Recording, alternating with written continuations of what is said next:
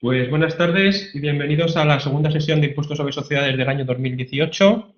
En esta sesión vamos a continuar con lo que hayamos estudiado en la primera de las sesiones y empezaremos en concreto por las amortizaciones. Las amortizaciones, como conocéis, vienen reguladas en el artículo 12 de la Ley del Impuesto sobre Sociedades. Es un gasto deducible y será siempre deducible cuando el importe de las amortizaciones se correspondan con la efectiva depreciación de los elementos del movilizado material intangible de las inversiones inmobiliarias. La depreciación efectiva se considera que se cumple dicha condición cuando se aplique alguna de las tablas que vienen recogidas en el artículo 12. En concreto, en el artículo 12 se establece el sistema de amortización lineal, que es el que conocemos todos, el que viene recogido en las tablas que vienen desglosadas en el propio artículo 12, un sistema de porcentaje constante sobre el valor pendiente de amortización y el sistema de dígitos que puede ser a su vez creciente o decreciente. En determinados supuestos en los que la especial complejidad del activo de que se trate puede dar lugar a dificultad para aplicar uno de estos métodos, se puede realizar la actuación de solicitar a la Administración la posibilidad de que se amortice de una forma diferente a través de un plan que debe ser aceptado por la Administración o una justificación de la depreciación mediante la oportuna justificación. En concreto, el sistema de amortización lineal no es más, como ya habéis visto a lo largo de las unidades, que aplicar un coeficiente máximo según tablas o un coeficiente lineal que viene determinado por la división entre el número de años y 100. Bien, en este caso lo que tenemos que decir es que cualquier amortización que se realice dentro de dicho rango será admisible. Por lo tanto, no es necesario que cuando se aplique un sistema de amortización lineal tengamos que aplicar siempre el máximo, dentro del máximo y el mínimo. Por lo tanto, en determinadas situaciones puede interesar a la compañía o a la sociedad pues no amortizar al máximo porque puede haber bases imponibles negativas a compensar en ejercicios futuros. Lo que no podrá hacer nunca es aplicar un coeficiente por debajo del máximo o por debajo del mínimo, porque ya veremos que eso tiene una serie de consecuencias. Supongamos que, por ejemplo, tenemos una máquina con un precio de adquisición de 10.000 unidades con un coeficiente máximo según tablas del 10% y un periodo máximo de 20 años. Bien, pues aquí ya tendremos el rango por el cual puedo amortizar yo este bien. Será 10% máximo y el resultado de dividir 10 entre 20, 100 entre 20, es decir, un 5%. 100 entre 20, un 5%, entre un 5 y un 10% me podré hacer la amortización y será admitible fiscalmente. 1.500 será admisible. Pero debemos tener en cuenta un factor muy importante que ya hemos estudiado en la primera sesión, que es el famoso artículo 11.3 de la Ley de Impuestos sobre Sociedades.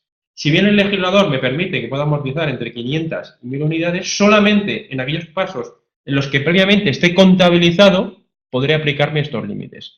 Por lo tanto, nos podemos encontrar en la situación en la que la empresa ha amortizado 500 unidades, pudiendo fiscalmente admitirse hasta un importe de 1.000, pero dado que no se ha contabilizado, la empresa en contabilidad no ha recogido ese gasto, solamente serán deducibles 500 unidades. Por tanto, ojo al principio de inscripción contable a la hora de poder aplicar las amortizaciones. El legislador hasta 1.000 unidades me hubiera dejado amortizar, pero como yo he optado en contabilidad por amortizar 500, solamente podré aplicarme 500. Supongamos, por ejemplo, que tenemos un supuesto en el que se supera la amortización máxima. Tenemos una máquina de 10.000 unidades, un coeficiente máximo de 10 y un periodo máximo de 20 años, por tanto los coeficientes se moverán entre 5 años, entre 5 y 10%. Sin embargo, en contabilidad tiene una vida útil contable de 5. Bien, en estos supuestos el gasto contable, si lo dividimos 100 entre 5 será un 20%, 2.000, 2.000. Fiscal y gasto contable contabilizado, es decir, será durante ejercicios 2.000, 2.000, 2.000, 2.000. Fiscalmente solo se admite el 10% como máximo, por lo tanto el gasto fiscal será 1.000, lo que determinará un ajuste positivo en el año X1 de más, un ajuste positivo en el año X2 de más 1.000, y a partir del sexto año, dado que los 5 años ya se habrán amortizado totalmente las 10.000 unidades, empezará a revertirse con un gasto fiscal de 1.000 y un ajuste negativo de menos. Por tanto, si en contabilidad se ha recogido por un importe superior al que se admite fiscalmente, lo que tendremos serán ajustes positivos durante los primeros periodos de acción que se convertirán en ajustes negativos cuando vaya revirtiendo dichas cantidades.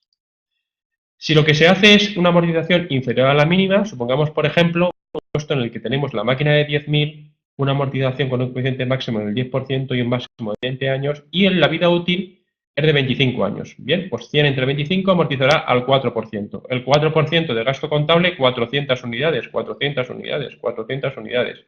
Bien, el artículo 3 del reglamento establece que para ser deducible, si bien fiscalmente se admitía hasta el 10%, para que sea deducible ha de estar contabilizado. Dado que no se ha contabilizado, ¿qué va a ocurrir? pues lo que va a ocurrir es que el gasto fiscal y el gasto contable serán iguales. Pero tenemos que tener, ¿vale?, en cuenta un elemento que fiscalmente también nos dice que no podemos amortizar por debajo del mínimo. Fiscalmente dice que no podemos amortizar por debajo del mínimo.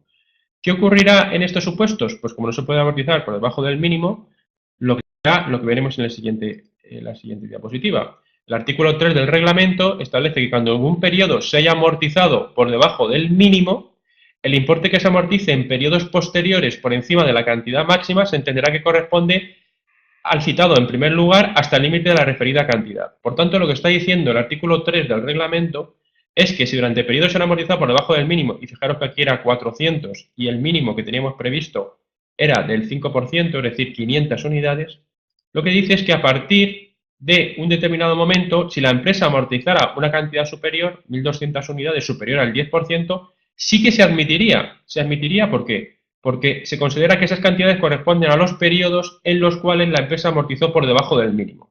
Es decir, iría acumulando y se podría aplicar esa cantidad, dado que en el año 2000, en el año 1 y en el año 2 se amortizaron 100 unidades por debajo del mínimo, estas 200 unidades que se están amortizando en el ejercicio 3 por encima del máximo serían gasto de...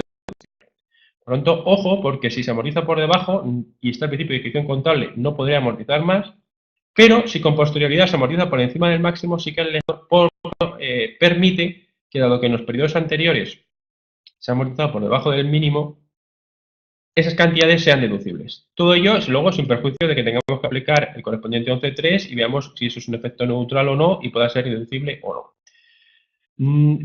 El sistema de porcentaje constante determina que un sistema por el cual el contribuyente puede optar por tributar sobre un porcentaje constante sobre las cantidades pendientes de amortización. Hay que decir, muy importante, que no es aplicable ni a edificios, ni a mobiliario, ni a enseres, y que va a ser el resultado del coeficiente seleccionado. Por lo tanto, lo primero que tendremos que hacer es seleccionar el coeficiente que queremos amortizar por otro coeficiente. El coeficiente de amortización será multiplicado por 1,5 cuando el plazo elegido sea inferior a 5 años, será de 2 cuando el plazo sea de 5 años e inferior a 8, y será de 2,5 cuando el periodo de amortización de dicho porcentaje sea de 8 años o más. Por tanto, diciendo es que, ojo, porque en función del número de años que yo elija, multiplicaré por un coeficiente. Ese coeficiente en ningún caso puede dar inferior al 11%. Si diera inferior al 11%, debemos redondearlo al 11%. Si lo vemos con un ejemplo práctico, analizándolo desde un punto de vista práctico, una máquina con un precio de adquisición de 10.000, un coeficiente máximo del 10% y un periodo máximo de 20 años, la primera amortización fiscal será el 10%, y como hemos elegido el 10%, serán 10 años. 10 años, aplicando la tabla que establece el artículo 12, serían 8 más, multiplicaría por 2,5. Por lo tanto, lo que tendría es 10%, que es el porcentaje que he optado yo. Como son 10 años, multiplico con 2,5 y me da 25%. Pues bien, en el año 1 puedo amortizar 10.000 por el 25%. Y como es un sistema de amortización sobre el porcentaje constante, deberemos aplicar 10.000 menos 2.500 por el 25%, 1.875 unidades. Esas 1.875 unidades, lo que haré será a estos 7.500 se lo volvería a restar y iré aplicando sobre el 25%. ¿Qué va a ocurrir? Que como es una cantidad sobre porcentaje constante, podría llegar al infinito, nunca podría amortizarse totalmente. Por lo cual, el legislador dice que cuando se cumpla el número de años elegido, en el último periodo se amortizará lo que quedara pendiente. Por lo tanto, en el año 10, lo que me quedara pendiente de amortizar, se amortizará de forma automática, de forma de golpe. También es posible que en lugar de autorizar el sistema de amortización máxima, opte por amortizar al mínimo fiscal, por este sistema de porcentaje de amortización constante. En ese caso, habré elegido 20 años, el porcentaje será del 5%, como es superior a 8 años, será 5 por el 2,5, 12,5%.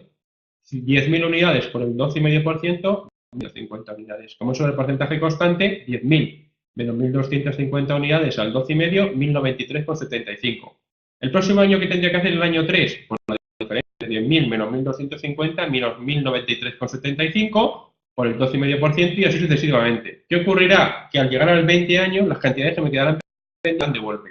Por lo tanto, como he elegido 20 años, el porcentaje constante me determina que se amortizará de forma automática todas las cantidades que quedarán pendientes al finalizar el año 20. Hemos dicho que no se puede aplicar para edificios mobiliarios y enseres, ese sistema y no puede ser inferior al 11%, lo mismo ocurre para el sistema de números dígitos. El sistema de números dígitos no puede aplicarse para edificio, mobiliario y enseres y será creciente o decreciente. El contribuyente lo que va a optar es por aplicar los dígitos del año que haya elegido como porcentaje de amortización y eso podrá ser cantidad creciente o cantidad decreciente. Bien, ¿cómo se calcula estas cantidades? Pues si volvemos a nuestro ejemplo en el que tenemos un precio de adquisición de 10.000 unidades con un coeficiente máximo del 10% y un periodo máximo de 20 años, amortización máxima fiscal decreciente, utilizo el sistema de decreciente, lo que hago es calcular el sumatorio de la cifra que yo he elegido. Como quiero el máximo, sería el 100 entre 10 años. El sumatorio de 10 años, si calculamos el sumatorio de 10 años, me da la cantidad de 55. Sería la suma de 10 más 9 más 8 más 7 más 6, daría 55. Como lo quiero de porcentaje decreciente, lo que diría es 10 entre 55 por 10.000 unidades, 1.818 amortizar el primer ejercicio. El siguiente ejercicio, 9 entre 55 por 10.000 unidades, 1.636. Y así sucesivamente hasta el último periodo. Con esto que estoy haciendo, acelerar mi amortización. Puedo aplicar un porcentaje más alto de amortización durante los primeros periodos y se va reduciendo conforme se va evolucionando en el tiempo. Pero volvemos a recordar el principio de inscripción del 11.3. Es fundamental recordar que solamente se podrá aplicar estas 1.818 unidades en la medida en que previamente haya sido contabilizado la contabilidad previa del sujeto pasivo. Si no ha sido contabilizado, el 11.3 establece que no será gasto deducible.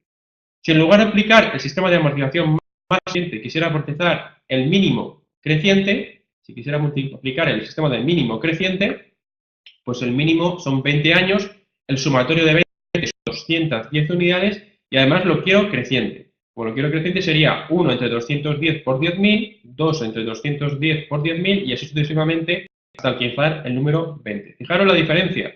Cuando he utilizado el primer sistema, en el año X1 yo podría amortizar 1.818 unidades. Si utilizo el segundo, en el año X1 solo puedo amortizar 47,62. Por lo tanto, esto se convierte como una herramienta que puede ser útil a la hora de determinar el resultado contable por parte de las sociedades y los ajustes fiscales posteriores en el impuesto sobre sociedades. Si la sociedad optara por este sistema, amortizaría 47,62 gasto deducible contable fiscal. Si la sociedad utiliza este sistema, podría aplicar 1.818,18 gasto contable deducible también fiscalmente. Por lo tanto, vemos que el rango en el que nos podemos mover es un rango bastante importante y que puede determinar una tributación bastante inferior. Todos ellos previa, por supuesto, contabilización. Si no están contabilizados, no podemos aplicar nada de lo dicho. Respecto a los amortizados intangibles, el legislador establece que se amortizarán atendiendo a su vida útil, en aquellos supuestos en los que tengamos pues, amortización de vida útil definida. Cuando tenemos amortización de vida útil definida, un activo con vida útil definida, se amortizará en los años que tiene de vida útil. No hay diferencia, por tanto, entre contabilidad y fiscalidad. Cuando su vida útil no pueda determinarse de manera fiable, se amortizarán en 20 años, la norma contable establece 10 años. Por tanto, cuando su vida útil no pueda estimarse de manera fiable, se amortizará en 20 años, si bien la contabilidad establece 10 años. Todo ello sin perjuicio de las reglas especiales que pudieran existir para determinados activos. Volvemos otra vez al principio de inscripción contable. Ojo, porque el principio de inscripción contable establece la necesidad de que previamente haya sido contabilizado el gasto para que sea deducible. Si imaginemos que tenemos una concesión administrativa que tiene un periodo de concesión de 5 años y un precio de adquisición de 80.000, amortizaríamos, como tiene 5 años de concesión y tiene vida útil definida, el gasto contable y el gasto fiscal no diferirían, porque aplicaríamos 80.000 dividido entre 5, 16.000. De lo que se trata de un bien con vida útil definida será en función de la vida útil. Por lo tanto, no habrá diferencias, no habrá ajustes entre contabilidad y fiscalidad. Coincidirán ambas importes. Si por el contrario tenemos una marca que tiene una vida útil indefinida con un valor de 80.000 y la vida útil no se puede determinar de manera fiable, no sabemos cuál va a ser la duración efectiva de esa marca, lo que diremos es, ha optado por el gasto contable en décimas partes y fiscalmente se podría amortizar con el límite de una 20ª parte. Por tanto, habría un ajuste de 4.000. Vuelvo a repetir, todo ello sin las reglas, sin perjuicio de las reglas especiales que puedan establecerse y de los regímenes transitorios que pudieran existir respecto a la aplicación de estos porcentajes que tenéis desarrollados en la correspondiente materia del manual.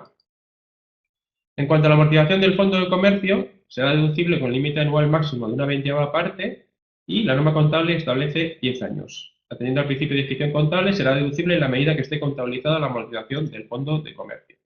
Si tenemos un fondo de comercio con un precio de adquisición de 100.000 y se amortiza en 10 años, el gasto fiscal amortizable máximo es 5.000, habrá un ajuste de 5.000 y deberemos realizarlo durante los periodos impositivos en los que exista esta diferencia, siempre y cuando se haya contabilizado fiscalmente.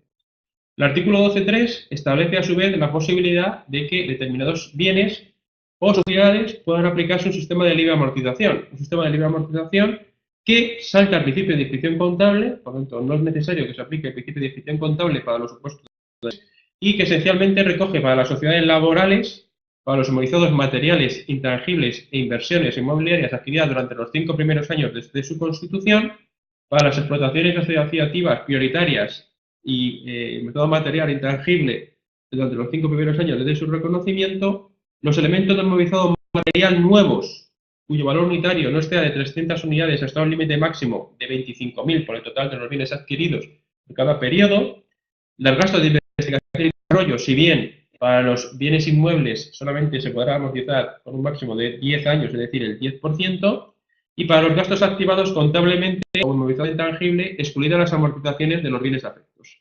En todos estos supuestos, lo que dice el legislador es que se puede aplicar un sistema de libre amortización, por lo tanto podremos amortizar entre 0 y 100 en cada periodo impositivo y sin estar vinculados lo que hayamos amortizado en el periodo anterior para el periodo siguiente. Por lo tanto, en cada ejercicio se debe optar para amortizar entre 0 y 100%, si bien el suma total de las amortizaciones de los periodos elegidos, como no puede ser de otra forma, no puede superar el 100% del valor del activo. En estos supuestos, por ejemplo, si tenemos una máquina con un precio de adquisición de 10.000 unidades, coeficiente máximo 10% y periodo máximo 20 años, ya sabemos que el coeficiente máximo sería un 10% y el coeficiente mínimo sería un 5%. Si este bien se puede acoger a la libertad de amortización, pues lo que tendremos, y el valor contable, la vida útil contable es de 10 años, contabilidad lo que haremos es amortizar al 10%, 10.000 entre el 10%, 1.000 durante 10 ejercicios. Sin embargo, fiscalmente hemos dicho que si se puede acoger, porque está en alguno de los supuestos que hemos tratado con anterioridad, a la libertad de amortización, en esos casos, el primer ejercicio realizará una amortización de 10.000 unidades, lo que determinará un ajuste negativo de 9.000 unidades que irá revirtiendo a lo largo de los siguientes ejercicios en los que viene se va amortizando. En concreto, en el año X2, el gasto contable será de 1.000, como fiscalmente ya se ha amortizado en su totalidad, el gasto fiscal será 0 y haremos un ajuste, una reversión de 1.000 unidades, un ajuste positivo, que ocurrirá lo mismo en el ejercicio 3, gasto contable 1.000, gasto fiscal 0, dado que se amortizó todo en el primer periodo impositivo, un ajuste de 1.000, y así hasta el momento de la amortización total del activo, la reversión total del activo, o bien, dice el legislador, cuando se produzca la venta del mismo. Si se produce la venta del activo, el legislador lo que establece es que cuando se produce la venta del activo, automáticamente deben revertir todas las cantidades que quedarán pendientes. Por tanto, produzca la venta del activo o una vez transcurrido el plazo de 10 años, en ese momento, justo, es cuando deben revertir la totalidad de las cantidades que quedarán pendientes. Por ejemplo, en este caso, si se vendiera en el cuarto año, habría que revertir 7.000 unidades, lo que serían las cantidades que quedarían pendientes, menos 9.000, más 1.000, más 1.000, quedarían 7.000. En el momento de la venta, revierten las cantidades que hubieran sido diferidas a futuro en la tributación. Por otra parte, existe un contrato de arrendamiento financiero, leasing, en el artículo 106, que os invito a que tenéis un vídeo colgado en el que se hace referencia a este régimen especial, que en concreto se podrá aplicar, ya lo veremos también en empresas de reducida dimensión, de nuevo, cuando las estudiemos en las próximas sesiones de la asignatura y dentro del material que tendréis dentro del temario, que esencialmente ahora lo que debemos conocer es que estos contratos de arrendamiento recogidos en el artículo 106 tiene que ser suscrito con entidades de crédito o establecimientos financieros de crédito, por lo tanto no vale el régimen de contrato del leasing operativo, tiene que ser un leasing financiero por el tipo de entidad que suscribe el préstamo. En segundo lugar, que debe tener una duración mínima de 2 años para bienes muebles y de 10 años para bienes inmuebles. En tercer lugar, que las cuotas de arrendamiento de forma expresa debe aparecer separada lo que es la cuota principal e intereses y aparecer la carga financiera y el valor de la opción de compra de forma separada. La parte correspondiente a la recuperación del coste del bien debe mantenerse constante o creciente, es decir, el coste de recuperación del bien debe tener una cuota creciente o constante. Pues bien, En esos contratos el gasto financiero será deducible en su totalidad, por lo tanto no tendremos ningún tipo de ajuste, los gastos financieros, los intereses satisfechos serán deducibles en su totalidad, será gasto contable y gasto fiscal, y el importe de la recuperación del coste del bien, si estamos ante entidades normales, será el doble del coeficiente máximo según tablas, limitado o bien a ese doble del coeficiente máximo según tablas o al coste de recuperación del bien. Por tanto, las cantidades que yo podría amortizar en un contrato de arrendamiento financiero será la menor de dos cantidades, o bien el duplo del coeficiente máximo según tablas, o bien el coste de recuperación del bien. Las cantidades, por tanto, serán la menor de esas dos cifras. Recordemos, el coste de recuperación del bien, que será la cuota de amortización del préstamo, o bien el doble del coeficiente máximo según tablas. Debemos indicar aquí, en el caso de que se trate de empresas de reducida dimensión, en ese supuesto, en lugar del doble del coeficiente máximo según tablas, el coeficiente de amortización será el triple del coeficiente máximo según tablas. ¿Qué va a ocurrir? Que durante un periodo puede ser que haya unas cantidades que ocurran excesos, es decir, amortice por encima de lo que me puedo deducir, y siempre se podrá amortizar con esos límites. ¿Qué ocurre en el caso de bienes no amortizables? En el caso de terrenos, solares y demás, solamente se podrá recuperar en el momento que se produzca su transmisión. Solamente se podrá recuperar en el momento que se produzca su transmisión. Bien.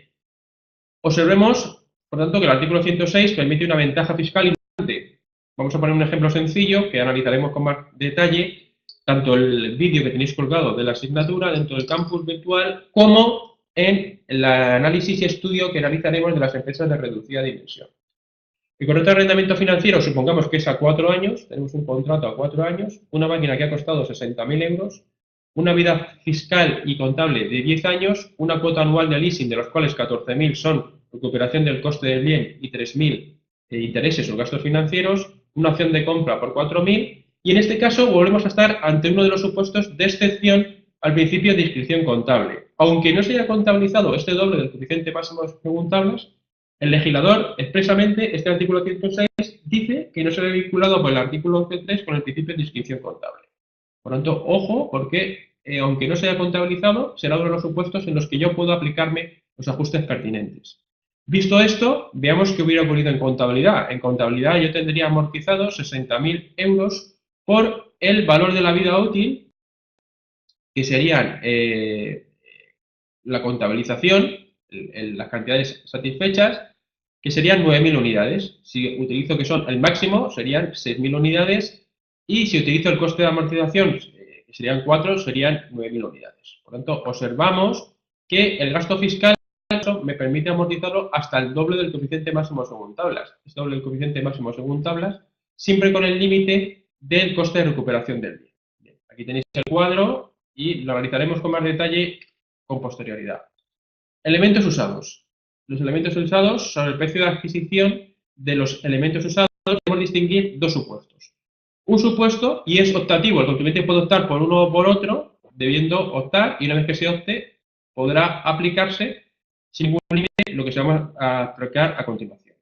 O bien, conozco el precio de adquisición originario, se produce la transmisión y yo conozco el precio de adquisición originario que venía amortizándose, en ese caso puedo seguir amortizando al coeficiente máximo según tablas, hasta el coeficiente máximo según tablas, del precio o coste originario. Esto puede ser cantidades vinculadas en las que conozca cuál es el precio originario de adquisición y pase de una empresa del grupo a otras. En esos supuestos, lo que sí que puedo saber es que el coste originario era una cantidad y seguiría amortizando al coeficiente máximo según tablas sobre ese precio originario.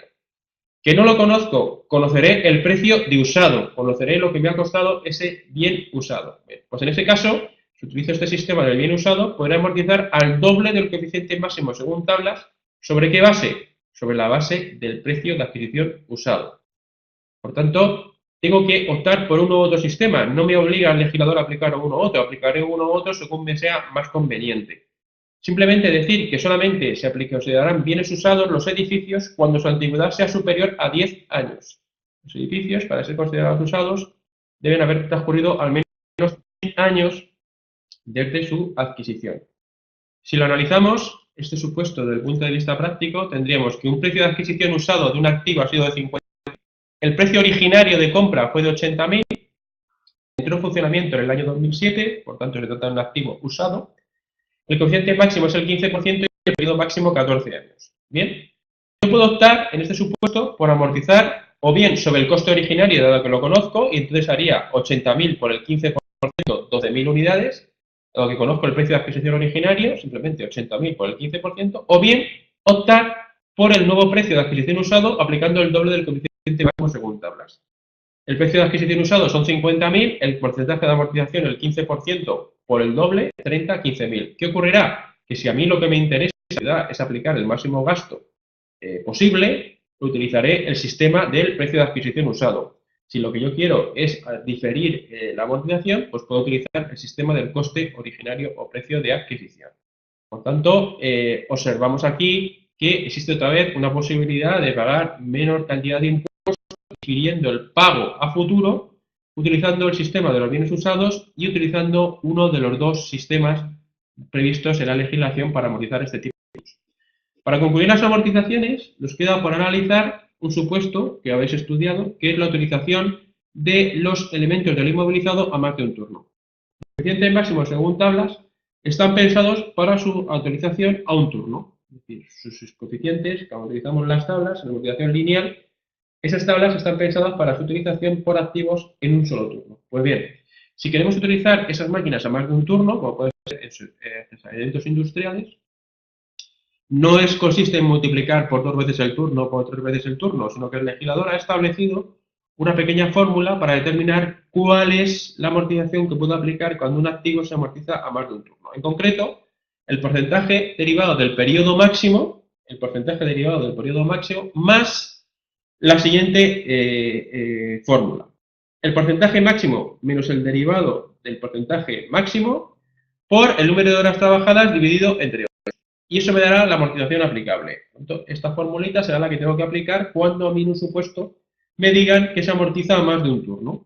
Y además tendré que tener en cuenta si se amortiza a más de un turno y los turnos lo son durante todo el año, porque es posible que durante un periodo de tiempo esté amortizando a más de un turno y durante otro periodo de tiempo esté amortizando solamente a un turno. Bueno, pues estas cantidades, le llevamos un ejemplo práctico, imaginemos que tenemos nuestra máquina que tiene un precio de adquisición de 10.000 euros, que se utiliza 20 horas diarias. Bueno, el turno normal serían 8 horas diarias y que los clientes, según tablas de la ley del impuesto sobre sociedades, serían o 10% o 20 años. Aplicando la fórmula que acabamos de trasladar, sería el periodo máximo de años, el coeficiente, pues 100 entre 20, 5%, más una ecuación en la que tenemos el porcentaje máximo de amortización, el porcentaje mínimo de amortización, es decir, 10 menos 5%, por el número de horas que va a trabajar dividido entre 8. Si aplico eso, me sale una cantidad de 17,5. Recordamos que 17,5 no es 2 veces el porcentaje de amortización que yo estaba viendo, que sería el doble turno, incluso un poquito más, sino que se mueve entre. En ese sentido, el porcentaje máximo que podría yo aplicar en mi impuesto sobre sociedades cuando utilice a más de un turno sería el 17,5%. Y esa cantidad la aplicaría durante el periodo de tiempo en el que el activo se esté utilizando a más de un turno. ¿Qué ocurre si realizamos mejoras y ampliaciones durante el periodo de amortización de los activos? Pues serán las reglas que hemos aplicado en la contabilidad. Esencialmente lo que tendré que determinar es que cuando se produce una ampliación o mejora se deberá amortizar en el número de años de vida útil que le quedarán a ese activo en el momento de realizar la ampliación o mejora. Por lo tanto, lo que tengo que calcular es el valor neto contable de ese activo en el momento de la ampliación o mejora y además determinar cuál es el valor del activo o la parte que he empleado o mejorado y esas cantidades se amortizarán en el número de años que quedasen restantes para la amortización del activo originario. En este sentido, destacar, por ejemplo, que el precio de adquisición de un elemento son 1.000 unidades, que si la amortización acumulada al principio del ejercicio son 600 y que por los 5 años que lleva en funcionamiento y que la mejora del ejercicio ha sido de 100 unidades. El coeficiente lineal máximo, 12%. Bien, pues lo que voy a determinar es que llevados 5 ejercicios, es decir, lleva 5 ejercicios y el coeficiente lineal máximo es del 12%, durante los años N, N1 y N2, el elemento que costaba 1.000 unidades se habrá amortizado al 12%, es decir, 120. 120 unidades es lo que habrá amortizado tanto en el N como en el N1 como en el N2, 1.000 por el 12%. ¿Qué ocurre? Que yo, este activo, este supuesto, va a pasar que ahora ya no va a tener un coste de adquisición de 1.000 unidades, sino que va a tener un coste de adquisición de 100 unidades. Bien, si aquí donde pongo 5 por ordenar ponemos 3, ¿vale? Porque he puesto aquí 5 y realmente se trataría de 3 años. N, N1 y N2.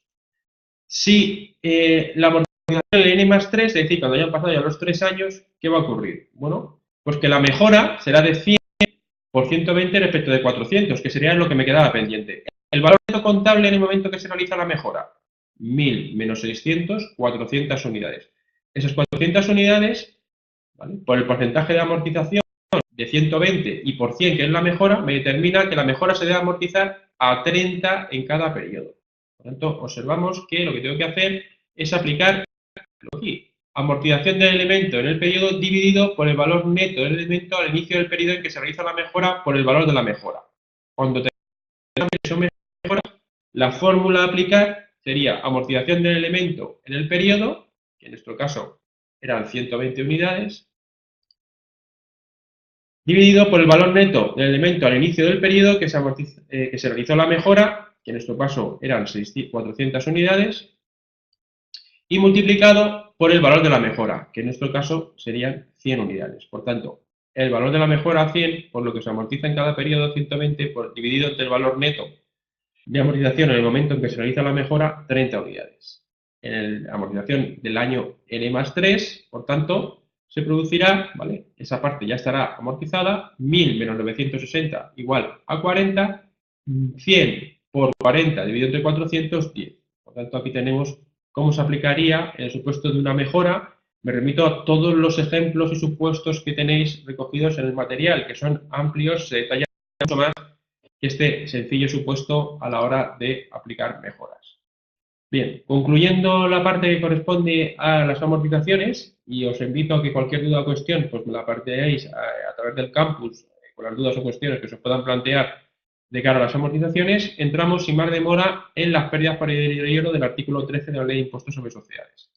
En concreto, las pérdidas por deterioro serán gastos deducibles, dice, en el momento del devenido cuando concurran las siguientes circunstancias. Que hayan transcurrido al menos 6 meses desde la obligación, que el contribuyente haya sido declarado en concurso, que el deudor esté procesado por delito de alzamiento de bienes y que la obligación ha sido reclamada judicialmente o sea objeto de un litigio judicial o procedimiento arbitral cuya solución dependa de su cobro. En esos supuestos, como se den con los créditos comerciales que tengamos, existirá una pérdida por deterioro que será deducible tanto contable como fiscalmente. No serán deducibles, por tanto, las pérdidas por deterioro que surjan como consecuencia de entes adeudados por derecho público, salvo que se esté discutiendo su existencia o cuantía, en cuyo caso sí que podrán ser deducibles. Tampoco los adeudados por personas o entidades vinculadas, salvo que hayan sido, se encuentren en situación de concurso y se haya producido la acción de apertura de fase de liquidación conforme a la Ley 22/2003, por tanto, entidades vinculadas no deducibles a lo que estén en concurso y la entidad concursada ya se encuentre en fase de apertura de liquidación. En ese momento serán deducibles las pérdidas por deterioro. Ni tampoco las estimaciones globales de riesgos o insolvencias. Ya veremos qué limita luego en las empresas de reducida dimensión, en las que se establece la posibilidad de una estimación global por el 1% de los créditos pendientes. Por lo tanto, ojo, porque las pérdidas por deterioro solo son deducibles en los supuestos que hemos determinado antes y con las excepciones que acabamos de citar. Supongamos, por tanto, que tenemos una sociedad que dota un deterioro de un crédito por insolvencias en 2016 por una deuda no cobrada y vencida en septiembre de 2016. A 31 de diciembre del ejercicio de circunstancia natural, la sociedad ha contabilizado un deterioro de 3.000 euros y ha dado una pérdida por deterioro de 3.000 euros. ¿Qué ocurre? Contablemente es un gasto, pero fiscalmente hemos observado que como han pasado 6 meses del vencimiento y no se da en ninguna de las otras circunstancias previstas en el artículo 13, no será deducible en este ejercicio, lo será en el ejercicio siguiente. Por lo tanto, ¿qué tendremos que hacer? En el año 2016 no hay gasto fiscal y habrá que hacer un ajuste positivo por el importe de esta pérdida por deterioro más 3.000 y ocurrirá que en el año 2017 ya se habrá cumplido la condición de que habrá cumplido más de 6 meses. En contabilidad, si no ha pasado nada y una arena, pero en fiscalidad tendré que hacer un ajuste negativo, que será precisamente la reversión de esa pérdida por deterioro que yo había dotado en el ejercicio 2016 y que no me había sido admitido fiscalmente porque no había transcurrido el plazo de 6 meses legal para que fuera gasto fiscal. Por lo tanto, en 2017 yo tendré que reajustar mi pérdida por deterioro siendo gasto deducible. Respecto a las pérdidas por deterioro, no serán deducibles las pérdidas por deterioro del inmovilizado intangible, material, inversiones inmobiliarias, inmovilizado intangible, es decir, los activos no serán deducibles las pérdidas por deterioro que suben sobre ellas, y tampoco las pérdidas por deterioro de los valores representativos en la participación o capital de los fondos propios, siempre que la participación sea inferior o no supere los 20 millones de euros, además tratándose de participaciones en entidades no residentes que no tienen un tipo inferior al 20%. Tampoco serán deducibles las pérdidas por deterioro de valores de renta fija, los valores representados en deuda, y si serán deducibles las pérdidas por deterioro por existencias, lo que va a ocurrir es que normalmente, como se va a optar por asumir el criterio contable, en esos supuestos no va a haber diferencia entre contabilidad y fiscalidad. Respecto a las pérdidas por deterioro, debemos indicar que el artículo 20, a su vez, está muy vinculado con el artículo 13 y indica que tratándose de elementos patrimoniales no amortizables, una pérdida por deterioro sobre un terreno, lo que fuera en su día deducible y que ahora no lo sea por aplicación de la norma, ¿cómo va a revertir eso? Bueno, pues esas cantidades que se trata de activos no amortizables o unas existencias en las que ha habido diferencias de contabilización y fiscalización, en esos supuestos se va a revertir en el momento que se vendan. Y en los supuestos que estemos ante activos que sean amortizables, se irán llevando esa reversión en la medida que sean amortizados. Entonces, supongamos, por ejemplo, que tenemos una sociedad que adquiere en enero un elemento por 10.000 amortizándose al 10% según tablas fiscales. Al 31 de diciembre su valor recuperable es de 7.200, por lo que se contabiliza una pérdida por deterioro. Bien, tenemos que decir que la reforma acaecida en la Ley 27 de 2014 del Impuesto sobre Sociedades ha establecido que no serán deducibles las pérdidas por deterioro de elementos inmovilizados, pero es posible que tengamos activos que en su día fueron objeto de pérdidas por deterioro y que tengan que ir revirtiendo. ¿Cómo van a revertir esos activos que en su día fueron objeto de pérdida por deterioro y que sí que eran deducibles, conforme a la normativa anterior? Pues muy sencillo. Tenemos un sistema que la pérdida por deterioro va a revertir en la medida en que se vayan amortizando. Si tenemos que se amortiza al 10%, la amortización contable sería de 1.000 unidades, y si se ha producido una pérdida por deterioro de la diferencia entre 10.000 menos 9.000 que estaban amortizados, sería de 7.200, una pérdida por deterioro de 1.800. ¿Qué ocurre? Que este deterioro, decimos, oye, no es deducible. Si no es deducible, tendré que hacer un ajuste positivo. Si era deducible en otros periodos, porque estaba aplicando un periodo en el que sí que se aplicaba la posibilidad de aplicar deducciones por pérdidas por deterioro, pues lo que tendré que hacer es revertirlo. Por tanto, ya sea porque no es deducible en este periodo, porque ya hemos visto que la legislación actual, desde la aprobación de la Ley 27/2014, determina que los activos no son deducibles, o bien porque fueron deducibles en su momento y ahora tienen que ir revirtiendo, lo que tendré que aplicar es esas 7.200 unidades, llevarlas en el periodo de años que me quedan. Es decir, 7.200 entre 9 años, 800. Tendré un gasto fiscal de amortización de 1.000, que era lo que tenía inicialmente, y una amortización de la pérdida por deterioro de 800 que tengo que ir revirtiendo. ¿Cómo? En función de los años que me quedan de vida útil.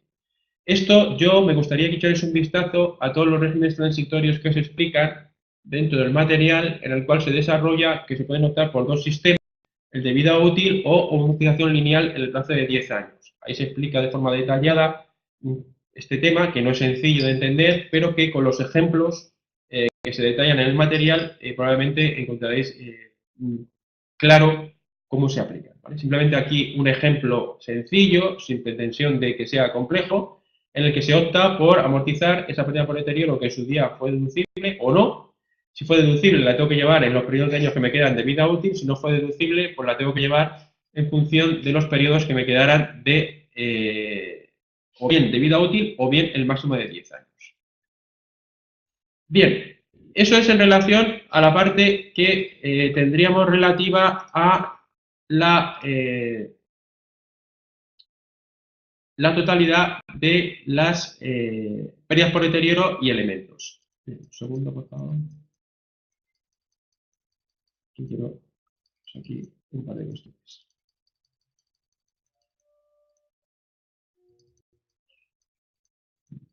¿Qué ocurre respecto de las provisiones?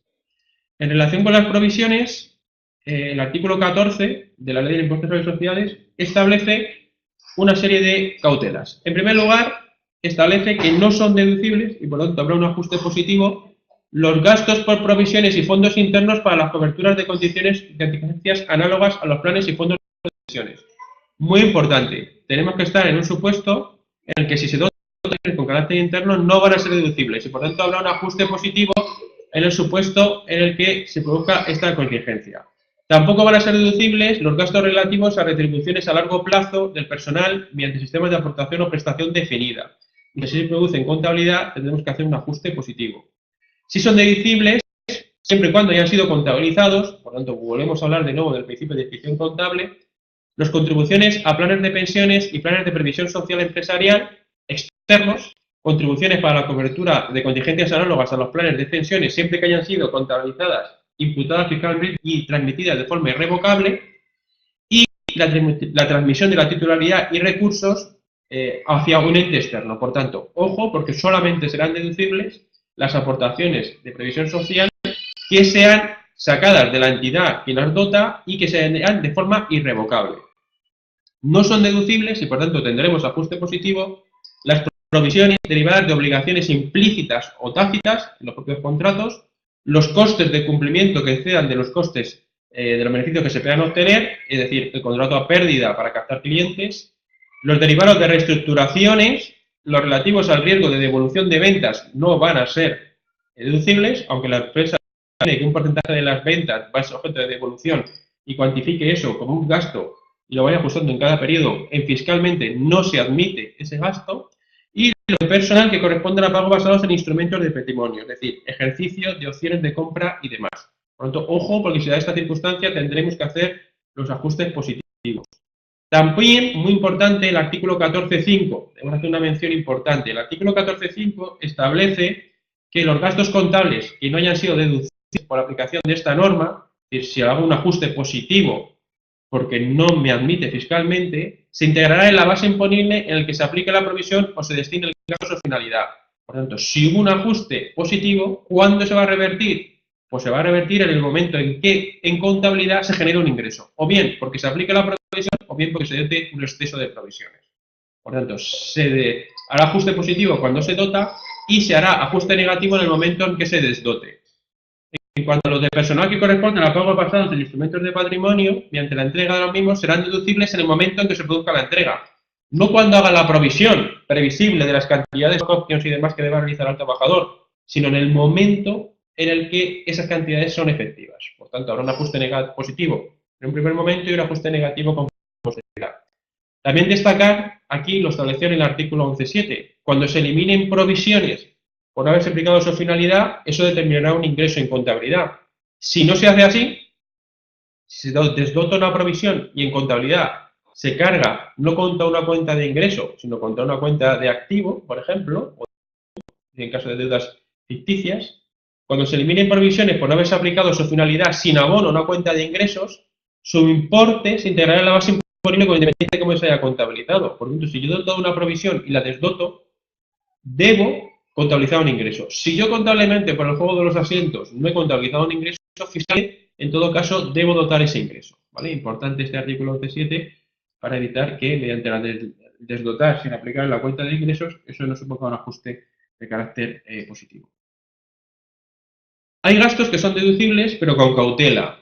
Respecto a los gastos correspondientes a actuaciones medioambientales, se establece en la norma una serie de requisitos y cautelas para poder aplicarse esos gastos deducibles, efectivamente que deben estar reconocidos por parte de la Administración y certificados por el órgano competente. Y respecto de los gastos por garantías de reparación y revisión, no de devolución de ventas, sino gastos de reparación o revisión, y los gastos accesorios por devoluciones de ventas, hay un máximo. Con independencia de cuál haya sido el criterio que se aplique en contabilidad, que estará basado normalmente en la experiencia previa, fiscalmente establece una pequeña fórmula que será el límite de gastos deducibles. De tal manera que si la cantidad dotada contablemente excede de esta cantidad, habrá que hacer un ajuste positivo, y si la cantidad dotada está por debajo de este mínimo, no habrá que hacer ningún tipo de ajuste. Se admitiría fiscalmente hasta este límite. En concreto, la fórmula que se establece es ventas con garantías vivas al final del periodo por gastos por garantías del periodo y los dos anteriores, dividido entre el total de ventas con garantías vivas del periodo y los dos anteriores. Por tanto, lo que hace es una media de los tres últimos ejercicios. Respecto a esto, hay varios ejercicios y supuestos en el material que tenéis dentro del estudio de la asignatura, y en la última sesión pues haremos un ejemplo práctico de un supuesto que cayó en uno de los exámenes que se realizaron del máster en una de las convocatorias anteriores en las que se puso un supuesto para aplicar estas devoluciones sobre ventas.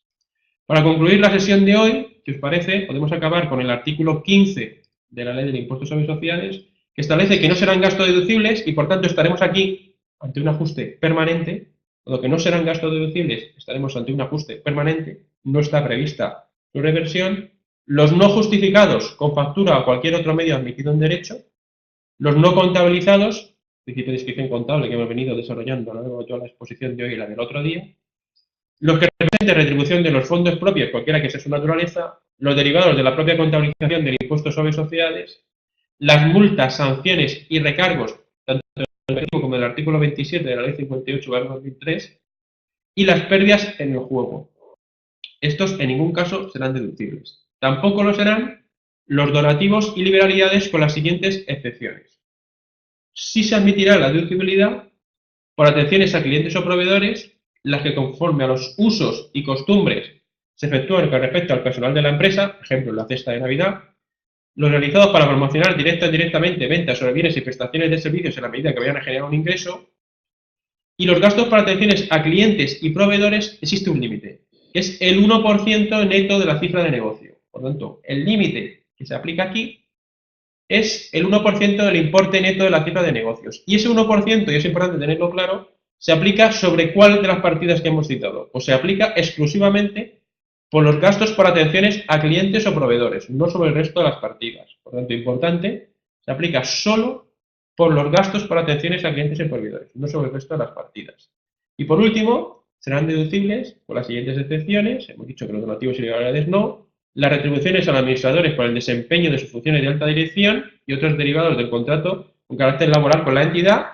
Y una de las cuestiones que tenéis muy desarrollada dentro del material es la discusión jurisprudencial que ha habido aquí en este asunto, con independencia de que se encuentre recogido en los estatutos o no. Por lo tanto, las retribuciones, siempre que exista un desempeño de función de alta dirección u otra derivada de carácter laboral con la entidad, serán deducibles.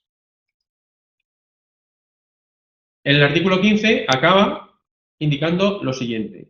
No serán deducibles los gastos por actuaciones contrarias al ordenamiento jurídico, como puede ser de otra forma, los gastos o servicios realizados directa o indirectamente con paraísos fiscales o territorios de baja tributación, salvo que se pruebe la efectividad del gasto. Por tanto, si se prueba la efectividad del gasto, aun cuando se realice una operación con paraísos fiscales, podría admitirse la deducibilidad del mismo. Y tampoco son deducibles los gastos financieros derivados de deudas con entidades del grupo destinadas a adquisición de fondos propios o aportaciones dentro del propio grupo. En este caso no son deducibles, por lo tanto, un ajuste positivo en todo caso. Estamos en un caso diferente al del artículo 16, del límite de la deducibilidad de los gastos financieros. Los del artículo 16 son deducibles con un límite. Los del artículo 15 no son deducibles. Por tanto, no son deducibles en ninguna cuantía los gastos financieros derivados de deudas con entidades del grupo destinadas a la adquisición a otras entidades del grupo de acciones o participaciones o fondos propios, salvo, dice el legislador, que se justifiquen motivos económicos válidos que sean distintos de las fiscales. Por tanto, no serán deducibles con carácter general, salvo que se pueda aprobar por parte del contribuyente que existe un motivo económico válido distinto del motivo económico fiscal para que se realice esa préstamo o esa aportación, y los gastos financieros que satisfagan como consecuencia de esta operación para adquirir títulos, valores o participaciones de entidades del grupo, si se prueba que tiene un motivo económico válido que no es el fiscal, pues podrían ser en su caso, cuando estará sometido al carácter de prueba. Para concluir la sesión de hoy, vamos a tratar los gastos por despido de los trabajadores o ceses de los administradores que excedan de determinadas cuantías no serán deducibles. Serán deducibles por el límite de 1 millón o los importes a efectos de IRPF exentos. Por tanto, el límite será o 1 millón o los importes exentos de IRPF, la mayor de los dos siguientes importes. Es independiente de que se pague en varios periodos, o un solo periodo, y se computarán las cantidades satisfechas por las entidades conforme al artículo 42 del Código de Comercio, es decir, por todo el grupo consolidado. No solamente por una sociedad concreta, sino las cantidades satisfechas en total a los administradores como consecuencia de su cese, con cualquiera de las entidades que forman grupo conforme al artículo 42 del Código de Comercio. También destacar que no serán gastos deducibles los correspondientes a los realizados con personas o entidades vinculadas, tanto con carácter general una operación con una entidad vinculada no va a ser deducible, y como consecuencia de esa operación tengo una calificación fiscal diferente y he tributado un tipo inferior al 10%. Tanto los gastos correspondientes a operaciones por entidades vinculadas y esa operación tengo una calificación fiscal diferente en uno y otro territorio, que no generen un ingreso o generen un ingreso exento y para esto un gasto deducible, en ese caso tampoco se podrá aplicar el gasto. Estamos pensando en operaciones en los que, por diferencia, por ejemplo, jurisdiccionales, para un país no es ingreso y para otro país sí que se produce un gasto. Para evitar esa disfunción en la que para uno de los estados no es ingreso y para otro país sí que es gasto, el legislador establece que no será gasto deducible en las cantidades que se satisfagan. Esto puede ocurrir en determinados bonos, por ejemplo, como ocurría con Brasil, en determinados bonos emitidos por las autoridades de aquellos países o productos emitidos conforme a la legislación brasileña. No serán gastos deducibles las pérdidas por deterioro de los valores representativos de la participación en entidades de fondos propios, residentes o no residentes, siempre que la participación sea al menos un 5% o supere los 20 millones. No serán deducibles, dado que los ingresos, como luego veremos en una sesión posterior, en la próxima sesión de la asignatura, es probable que se encuentren exentos por el artículo 21. Por lo tanto, en la medida en que el artículo 21 después va a declarar la exención de los rendimientos que pudieran generarse, no se admite la pérdida por deterioro cuando se cumplan las condiciones que pudieran dar lugar a la exención del artículo 21, es decir, más de un 5%, más de un año de la participación, una participación que no cumpla dichas condiciones, pero que adquiera un valor superior a los 20 millones de euros. Tampoco serán deducibles en el caso de participaciones no residentes, cuando la tributación en el país de residencia sea inferior al 10%. En esos supuestos en los que en el país de residencia la tributación de esos ingresos sea inferior al 10%, los gastos no serán deducibles, de lo que se trata que es un territorio de baja o nula tributación. En esos supuestos, por lo tanto, no será admitible los gastos que se puedan deducir. Bien, pues lo dejamos aquí, esta sesión. La próxima sesión analizaremos la limitación de los gastos financieros, analizaremos los artículos 16 a 22. La realizaremos aproximadamente entre 10 y 15 días, entre 10 y la semana que viene, no, la siguiente, realizaremos una nueva sesión en la que analizaremos los artículos desde el artículo 16 hasta el artículo 22 y analizaremos brevemente 23, 24, 25 y el artículo 31 de la Ley del Impuesto sobre Sociedades. Aprovecho para saludar y para preguntar a la compañera que hoy nos ha estado presente en la sesión, Ana Acero, pues si tiene alguna cuestión o duda que quiera plantear para que el resto de los compañeros, pues en su caso, cuando puedan ver esta presentación, pues puedan aclararlo. Esta presentación, tanto el vídeo de esta presentación como los PowerPoint que sustentan la presentación, se colgarán en el campus, al igual que ya tenéis colgada la presentación del vídeo de la primera sesión de la asignatura. Aprovecho para recordaros que si tenéis algún tema o cuestión de especial dificultad y consideréis que debemos tratar de forma monográfica, me lo hagáis llegar a través del campus y trataremos de hacer un pequeño vídeo, una pequeña píldora formativa sobre esa cuestión. De no ser así, pues seguiremos avanzando con los artículos de del impuesto y realizaremos las sesiones en este orden. Entonces, no sé si Ana, ¿tienes alguna cuestión o algún tema que quieras comentar? Bien, perfecto. Bueno, pues Ana no tiene ninguna cuestión. Si te surge cualquiera, Ana, o cualquiera de vosotros, alguna cuestión a lo largo de los próximos días, pues por supuesto estoy en el campus. Por favor, todas las cuestiones o dudas que tengáis, cualquier planteamiento, material extra que podáis necesitar, aparte del que yo os voy colgando, yo trato de colgaros pequeñas píldoras formativas o pequeños resúmenes para que podáis sintetizar el contenido de la asignatura. Si tenéis alguna parte que tenga especial dificultad o que os esté costando más y queréis que añadamos algo de material o de hagamos una sesión de vídeo, pues por favor me la trasladáis y tratamos de hacerlo. Pues muchas gracias a todos y en especial a Ana que hoy ha acudido a la sesión y estamos pendientes en el campus. Os recuerdo que esta semana acaba el plazo de presentación de la actividad de evaluación continua, así que por favor pues intentad trabajarla. Muchas gracias y hasta luego.